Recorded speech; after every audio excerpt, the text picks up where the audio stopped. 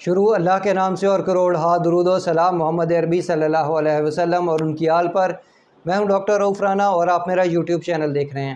آج کی اس ویڈیو میں ہم ڈسکس کریں گے نیکزم کیپسول کے بارے میں کہ نیکزم کیپسول کس لیے استعمال کیا جاتا ہے، اس کے اندر ایکٹیو انگریڈینٹ کیا ہے، اس کے سائیڈ ایفیکٹس کیا ہے اور کتنی دیر تک اس دوا کا استعمال کرنا چاہیے۔ نیکزم کیپسول معدے کے لیے استعمال کیا جاتا ہے اور یہ کافی مشہور اور کافی لوگ اس کو جانتے ہیں، کئی لوگوں کے گھر میں بھی یہ موجود ہوتا ہے۔ اس کا جو ایکٹیو انگریڈینٹ ہوتا ہے وہ ایسومیپرازول ہوتا ہے۔ اگر آپ رائزک کا ایکٹیو انگریڈینٹ دیکھیں تو اس کے اندر اومیپرازول ہوتا ہے، یعنی کہ یہ ایک ایسا کیپسول ہے جو رائزک سے ملتا جلتا ہے۔ یہ معدے کی تیزابیت، گھبراہٹ، معدے کے بدہضمی یا معدے کے درد،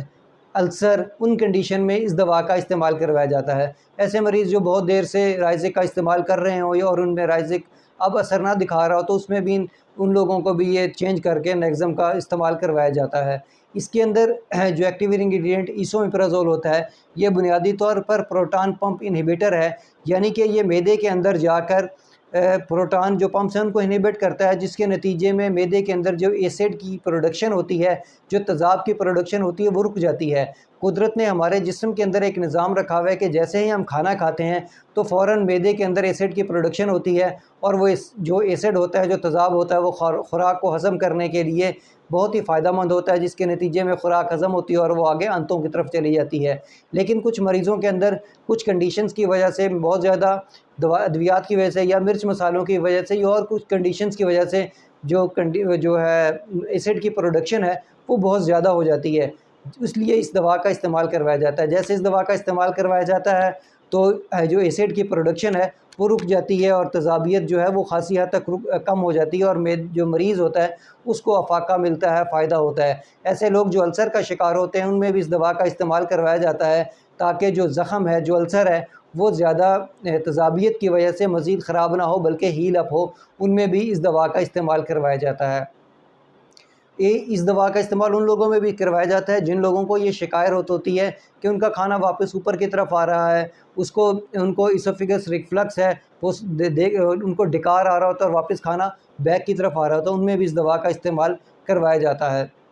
یا ایسے لوگ جن میں سانس کی نالی، خوراک کی نالی میں جلن ہو رہی ہوتی ہے، ان میں بھی اس دوا کا استعمال کروایا جاتا ہے۔ یہ 2 mg، 40 mg اور 20 mg میں اویلیبل ہوتا ہے۔ ویسے عمومی طور پر یہ 20 mg صبح کے ٹائم ناشتے سے پہلے استعمال کروایا جاتا ہے، لیکن کچھ سیویئر کنڈیشن کے اندر 20 mg صبح اور شام کھانے سے پہلے بھی استعمال کروایا جا سکتا ہے اور 40 mg کی ایک سنگل ڈوز کھانے سے پہلے بھی دی جا سکتی ہے۔ ڈاکٹر آپ کی طبیعت کو دیکھتے ہوئے، آپ کے مرض کو دیکھتے ہوئے، آپ کی عمر کو دیکھتے ہوئے دوا کا تعین کرے گا۔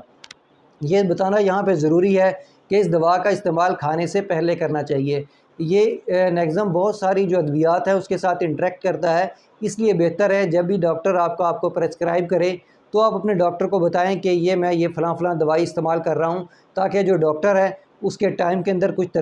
تبدیلی کر سکے یا آپ کا ڈاکٹر آپ کو کوئی آلٹرنیٹ دوا دے سکے جس کے ساتھ اس کا انٹریکشن نہیں ہے۔ عمومی طور پر ایسا ہوتا ہے کہ اکثر دوائیں کھانے کے بعد استعمال کی جاتی ہیں جبکہ نیکزم کھانے سے پہلے استعمال کیا جاتا ہے۔ اس طریقے سے بھی اس کی جو کنٹرا انڈیکیشن ہے اس کو کنٹرول کیا جا سکتا ہے۔